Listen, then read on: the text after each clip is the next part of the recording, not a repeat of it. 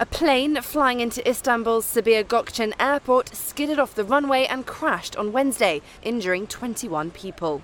Officials said the plane, which was carrying 177 passengers from Izmir, split into 3 pieces, after what the transport minister described as a rough landing. Footage on Turkish media showed the plane's fuselage, as well as a section of it near the tail, had broken off. A spokeswoman for Pegasus Airlines confirmed the crash, but did not provide further details. And Turkish Airlines said it had cancelled all flights in and out of the airport.